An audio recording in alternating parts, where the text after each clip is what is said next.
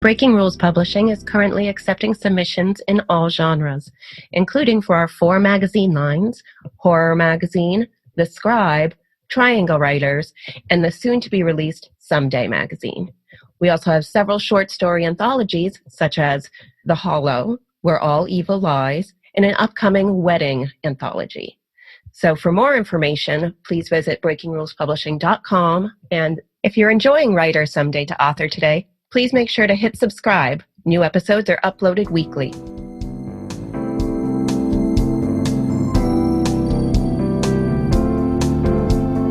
Hi, everyone, and welcome to Writer Someday to Author Today. And we are here today with Tim Mendees. Tim Mendees, thank you so much for joining us today. Pleasure. Great. I wanted to talk about, you've been in a few of the Breaking Rules Publishing publications.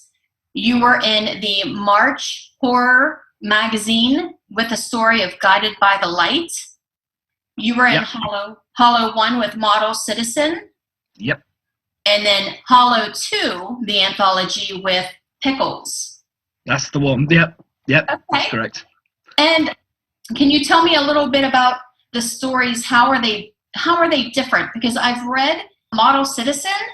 Yep. And it is such a unique story. It is such it's not outright horror, but it's that twist where you kind of get chills when you realize what's happening. Yeah. I mean, I tend to like that kind of stuff. I tend to go for the all-out horror as well, but I like the subtler stuff. I mean, I'm always a big fan of like Poe, and I was also a big fan of the Alfred Hitchcock Presents series. Yeah. Yes. All that kind of stuff. I love his chillers. It's just like something. Yeah. They're all quite different, those. I mean, Guided by the Light is more overtly Lovecraftian. And Pickles is, that's an interesting one. Sort of witch elements to it and things like that. I don't want to say too much and give it away, but right. Yeah, there's some good little twists in it. So it starts off, it's a group of girls, students who have got a shared house, and they have a strange neighbour that lives in the granny annex, which, the little bolted onto the side of the house. So, right. Yeah. And there's sort of, dreams of the witch house kind of elements, but not. But yeah, that kind of thing. Yeah. Right. It's I find it just unique because the story elements are very different. The way you come about the horror is very different. And is there any sort of way you come about the ideas? Do you dig in deep for your own fears? Do you use your own fears? Yeah, I do for some of them, yes. I mean, Model Citizen is a good example, actually, because one of the model villages that I referenced in it, in Babbacombe in Devon, I actually went there as a kid, and it freaked me out because the little models were so lifelike. I thought they were going to start moving about at any minute. I was just like, "Ooh, it's that uncanny valley thing, isn't it?" It was just a bit. Oof. And that's why I asked you the question, because I read the story and I'm thinking, "Oh my goodness, this kind of tunes into one of my fears." Right. And I just kind of wondered. It just seemed like that was the path you were going. Like, this is one of my fears. I'm going to lay it out for everyone to, read. And you do a great job of taking your fear and turning it into something that others can see and think, oh, wow, that is very chilling. Yeah. Yeah, no, thanks. I mean, that's what I try to do. Sometimes I succeed with it more than others, but yeah, I mean, so I always try and do that because I think if it comes from somewhere within you, it's more authentic somehow. Yes. And, I think, the mind is a very strange place. Yes, and tapping into your own mind could be a terrifying journey at times, but that's where you find these really good little kernels of ideas, I think. Right. So you named a few. Alfred Hitchcock, Lovecraft. Was this an early age? Yes. I mean, I never went through the sort of the children's horror stage because I spent a lot of time with my grandparents when I grew up. And they were members of the Reader's Digest, so they got all these lovely leather-bound books on the shelf that they just got through the post. But one of them was Tales of Mystery and Imagination, the Edgar Allan Poe. Yes. And I absolutely loved that. I absolutely loved it. I read that when I was tiny. And from there, I discovered like Ramsey Campbell, because I mean I grew up in Macclesfield, which is in Cheshire. Ramsey Campbell was just down the road. He was in Liverpool, which was not far. So he was kind of like the local writer. So I discovered his things in the library, and it was just like from there. And it was through him that I then discovered Lovecraft and Clark Ashton Smith and Robert E. Howard and all these kind of people. And Stephen King as well. Clive Barker I read a lot of. Yeah, it's actually my teacher when I was in primary school, which is your elementary school, I believe. I don't know. Yeah. He sent a message. He sent a letter home, a concerned letter to my parents, because it's like, should your kid really be reading Dean Koontz? And it was actually my gran who bought it for me. She got it me for my birthday, and she thought it was hysterically funny. You know what's hilarious? In elementary school, my teacher called my mom and said, "We confiscated Stephen King." And my mom said, yes. She said, yes, I gave her that book. If you can find something else that holds her attention, by all means. Yeah, well, this was my grand's argument. Yeah, that's brilliant. Yeah. Yes. So same thing. And I remember being in the back of the bus with a bunch of kids around me as I'd read passages from Stephen King. Yeah, I used to do similar things with my friends as well. It's like, oh, listen to this description of somebody getting mangled. Yes. Exactly. I was a very strange kid. Yeah, I was the one at slumber parties that would be brave enough to go turn out lights. Yeah. Scared. Yeah, I used to stay around a friend's house, and he had a cellar, and it's really dark, like creepy cellar, and we used to go down in it and sleep in it in sleeping bags and stuff, and scare the living hell out of each other. It was, yeah. I always, even as a kid, I used to sneak down in the night as well, because there was always, on the weekends, there was always like a late night horror film on the British TV. Like on Channel 4, they always used to show like the old Hammer horror films. Right. And all that kind of stuff. Like, you know, Bride of Frankenstein and all this kind of stuff. So I used to always sneak down.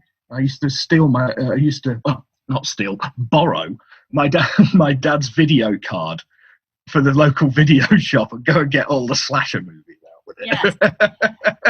Yes. So you're one of those, I think there are two categories. The people that get scared and they don't want to be scared. And then you have people that get scared and they want to be scared. They kind of enjoy that. So you're the second category. Definitely. It's like it's like when I have nightmares, I always enjoy them. It's strange. I have these horrific dreams, but I always seem to enjoy them in some way. So I wake up and it's kind of it's adrenaline, I think, isn't it? Adrenaline does funny things to your brain.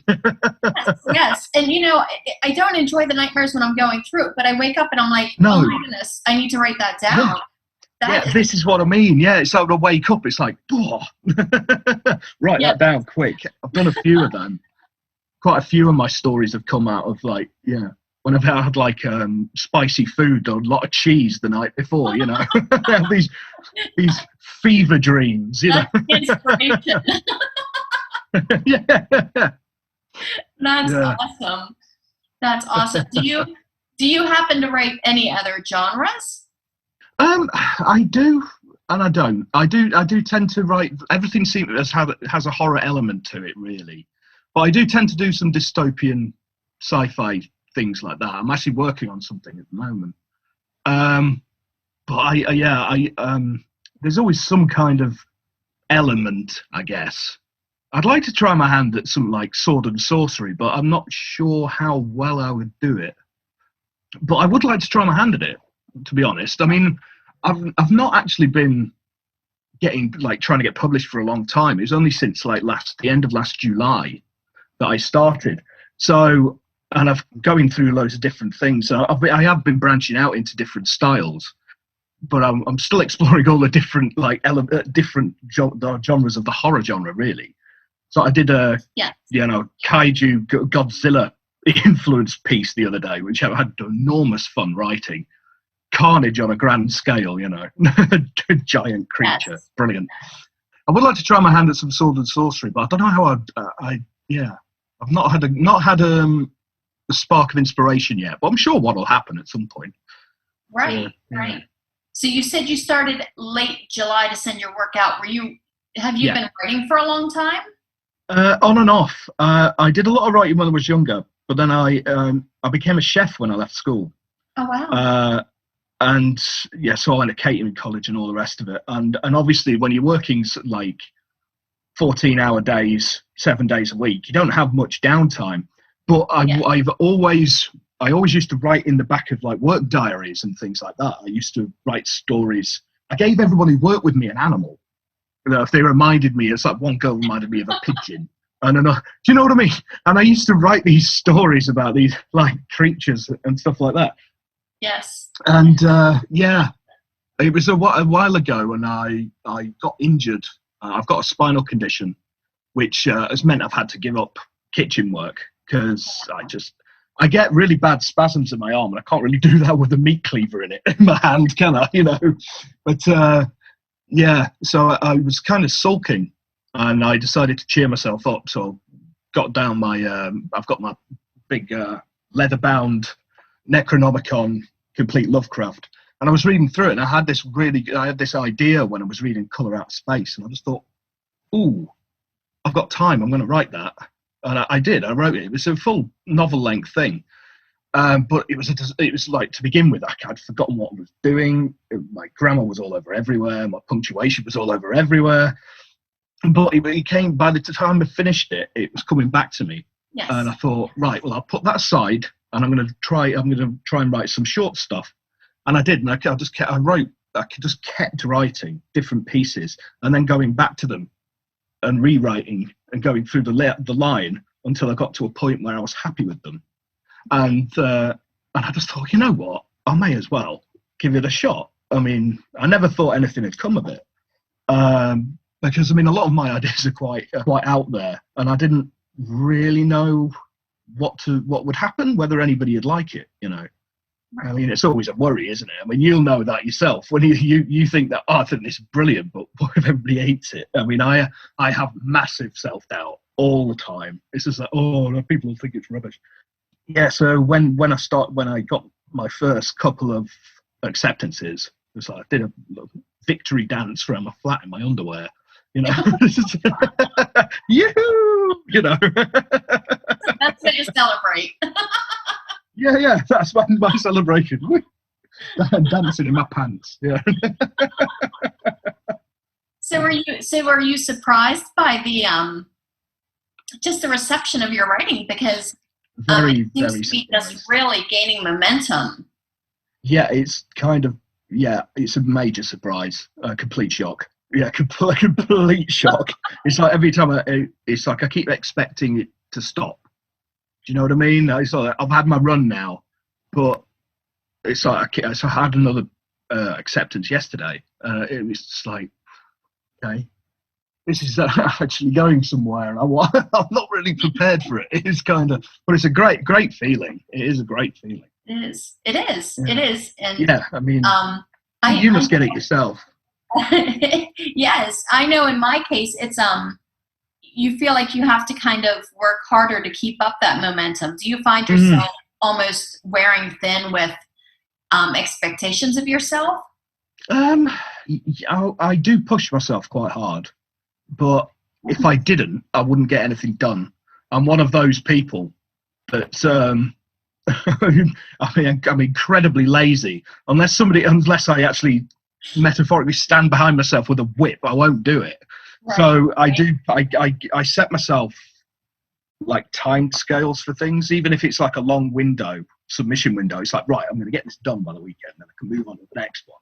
Yes. I have notebooks everywhere and post-it notes and little scribbles on bits of paper and notebooks that eat me. I've got one in my pocket now, and one beside the bed, and I'm constantly writing things down, like, because I get a lot of my ideas when I'm just going out shopping and things like that.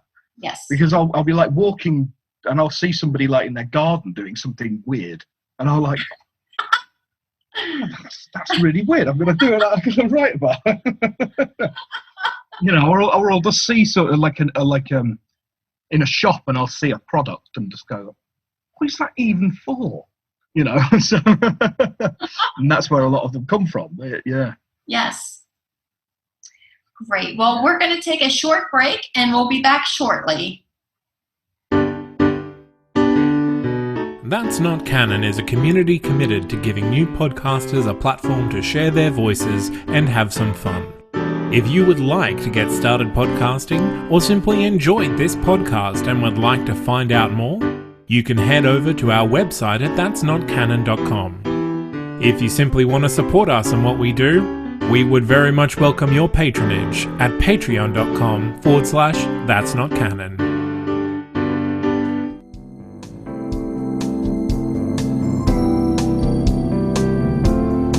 Okay, we're back with Tim Mendees. And so Tim, I've been told to ask you about some of your pets. I've heard you've had some unique pets around. Yeah, I do have a tank full of shrimp over there. As well. Little cherry shrimp, adorable little creatures, things like that. I like crustaceans. Yeah, Really? I collect stuffed ones. My agent is an orange stuffed crab called Gerald. Gerald. Yeah, he handles my business deals. He's a good agent. Sounds like the best agent. Yeah, exactly. You don't like what he's saying, you can get pincered. So I've noticed you've been doing a lot of live events, and they're actually pretty popular. You do great. Yeah. A lot of people can't. I know I'm not one of those that can read my story out loud and transfer that kind of magic that's on paper, but you really do that well. Have you been doing that for long? How did that get started? No, that started. The first one I ever did was Model Citizen. That was the first one I'd done. I've never done any live reading, even out in the world. But when the lockdown kicked in, I was putting a plan into action where I was going to go and do something at the local Waterstones bookshop down the road. I was going to go and ask them. But obviously the lockdown came in and it was just like, well, that's that. Right. And I was talking to you guys over email, and I just thought, well, is this live thing here? We were talking about it, weren't we? And it just went from there. It was just basically that conversation between me and you, and that's where it came from. And I just thought, well, you know what? I may as well try it. If it doesn't work, it doesn't work. I'm not going to lose anything by it. I have very little shame anyway. I mean, I really don't worry if I make a fool out of myself, things like that. It's like, I've been making a fool out of myself since I was a child, so it's not going to make any difference, is it? And I was really shocked that, when I looked, I'm glad I didn't look when I was doing it, how many people were watching it. Right. Because oh, wow. How many people? Right. Well, it's funny because I did broach you with the subject of doing that because we were trying to find creative ways to reach our to get around. And everything. Yeah. And you agreed so readily, and you were all about it. And then when I was watching you do the live feed, I'm like, oh, he's done this before, because it just seems so natural. Really? Yeah. So I assume you had done that before. I didn't realize that actually was the first time. Yeah, the absolute first time. The thing is, though, I did used to be in bands and things like that, so I was quite theatrical as well. I was in a pirate folk punk band for a while, and I've been in various goth bands and things like that, so I'm quite used to prancing about and being quite overly dramatic and things like this. It transfer as well. Yeah. So well, that's basically. I just tried to tune everything else out. It wasn't easy because I didn't. But the pipes in the flat, if somebody flushes the toilet, it makes a really loud, distracting noise, and somebody did it when I was reading. It didn't pick it up on the feed, but you see me sort of go. This howling noise from the cupboard. what is going on? Sound effects for the story. Yeah, actually, the second one I did, I live in a tower block and I'm 5 stories up. Okay. I've got an amazing view of the sea out on the balcony. And so when it gets windy, it whistles like mad. And I was reading it and it was going, it was just like, oh, that's cool. I didn't pick it up though. It's just like, yeah, that was meant to happen. yeah. Unfortunately, the microphone didn't pick it up. It's just like, oh, that's a shame. Yeah, that would have been perfect because it was when I was actually talking about the wind whistling through the woods. And I just thought, oh, that's perfect. It didn't work. Oh wow! It seems like when you do a live event and people are watching, you do get that instant kind of communication feedback on your story. Yes, yeah. So it does seem like that would be, a great way to do it and introduce people to your work. What do you think is your favorite part about it, and what's your most challenging part about that? Most challenging part for me is that I tend to stutter when I get nervous. I stumble over my words when I get nervous. So my biggest challenge is chilling out. There's like trying to keep calm. It's almost like a mantra. It's just like, stop panicking. It's like Dory and like Finding Nemo, in it. Just keep swimming. It's just yeah, I mean that's the biggest thing. But I really, it's only really for the first couple of paragraphs until I find my rhythm. Right. Obviously, but once I get the rhythm, and I can sort of get my breathing right, and it's all right, and I'm not sort of hyperventilating. Yeah. I mean, have you done like readings out in public, sort of thing? In the world, yes. Yeah. Yes. I haven't done it online yet, but I've done some locally. Yeah. I mean, because I'd love to do that. I've never done it. But I imagine, like you were saying about the feedback, it must be good to be able to see their faces, what they're. Yes. I guess you can. It's like when in bands, like you can judge the audience, what they're liking, what they're not. I mean, I'm a DJ as well, and the way I do it, I never plan. I just go and start playing music, and I'll judge people's expressions and what they're doing, and I'll go, right, well, that's working, that isn't. Right. Yes, that's it. You're exactly right. That's kind of how it was. I did one at my local library, and nice. I was reading from the Love is Love anthology, and I had a few people just kind of look, and they said, we didn't know you wrote anything other than horror. And I'm like, oh yeah. They were almost scared to show up. Yeah. So it is funny to see, like, surprise reactions if you read something they're not expecting, and it's just good to talk to people when they have questions about what you do, because people do seem to be fascinated by the process and the outcome. Yeah, I mean, I've got some friends. It's like one of my friends when I went out a while ago, and he was just like, I can't do it. It's just like, how do you, he's really, really found it really interesting. Right. It's like, where did you get the idea from? It appeared. Because I think I think everybody has it in them to write, but I think it's a question of getting the idea and running with it. Yes. I think that's the big thing, isn't it? If you've got the ideas, you can do it. Because you can learn grammar, you can learn punctuation. Oh, yes. I agree. I think it's about, I think it's taking that idea and learning how to twist certain parts to make it unique and make it, put that. Yeah. But it is, and I know it was one of the first questions I asked you is, where do you come up with the ideas? And I know that's always kind of a frustrating question for me, but I also kind of love it because as a writer, I have to answer that question. But then again, even knowing that it's hard to explain where you get the ideas, I'm still fascinated by other writers and how they come up with their ideas. Yeah, I do. I find it really very interesting because, like I say, I look at the world in a bit of a slightly strange way, I think.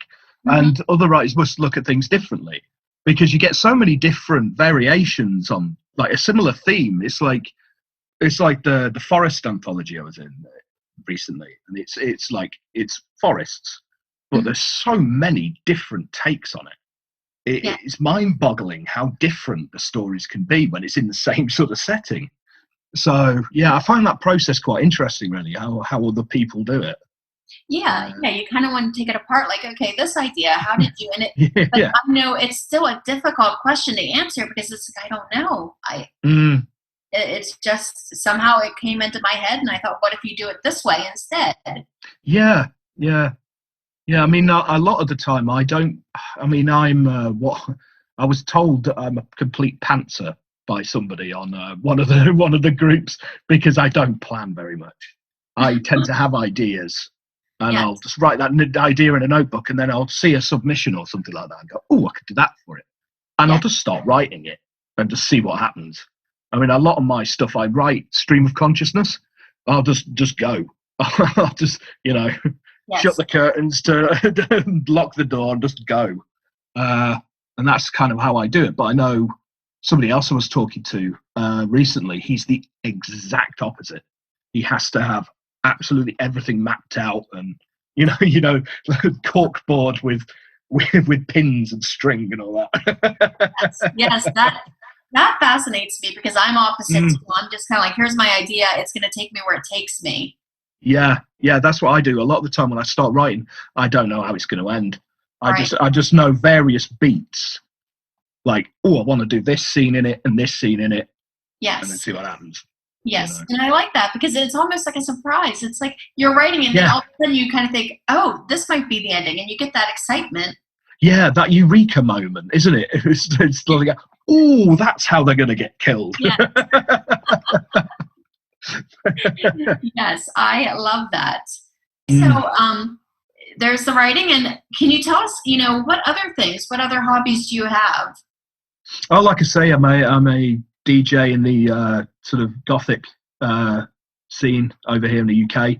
I mean, I've been a DJ since the late 90s, and I put on bands and things like that as well, and club nights and all that kind of stuff. And does that influence your writing a lot? Because I guess I think it does. You're posting, and it seems like that can go hand in hand with your story. Yeah, I guess so. I mean, I listen to a lot of sort of darker music and things like that, and I do tend to write to music a lot because I have major anxiety issues, and my brain goes into overdrive if I don't have noise. If I'm in silence, my brain just gets too loud. I need to put the telly on or something just to quieten it down, I understand that. I get a lot of music sent to me by bands and things like that, who obviously want me to play their stuff, and when I do podcasts and things like that. So I tend to have a lot of stuff to listen through. Yes. And that tends to be my soundtrack to writing. Okay, Tim. So can you tell us where to find your writing at? Yes. I have an author page on Facebook. It's the Facebook thing. What is it? Facebook.com /Goat in the Machine, all one word. Okay. I have an Amazon page, but I can't for the life of me think how you get to it. I guess just go to one of the books I'm in and click on my picture. I am toying. I'm going to be setting up a website at some point, but I'm pretty rubbish with this kind of thing, so I'm going to get my one of my mates to do it for me. I think buy him a few beers, sort me out a web page. Yeah. Great. Okay, and I just want to remind everyone, it's Hollow 1 and Hollow 2 and the horror magazine from March, Breaking Rules Publishing. Thank you so much, Tim. It's my pleasure. Thanks very much. I enjoyed that. Yep. Today's episode of Writer Someday to Author Today is brought to you by the following sponsors. Embrace Magazine is the first ever LGBTQ+ magazine in North Central Florida. It premieres on May 31st, 2020 as a digital-only annual magazine with a possible limited print. The mission is to present stories of gay and straight communities coming together to live, work, play, and pray. The magazine provides content that is appealing to both the LGBTQ+ community as well as straight communities. To learn more, visit our website as embracemagazine.us and follow us on Facebook at facebook.com/embracemagazine.us.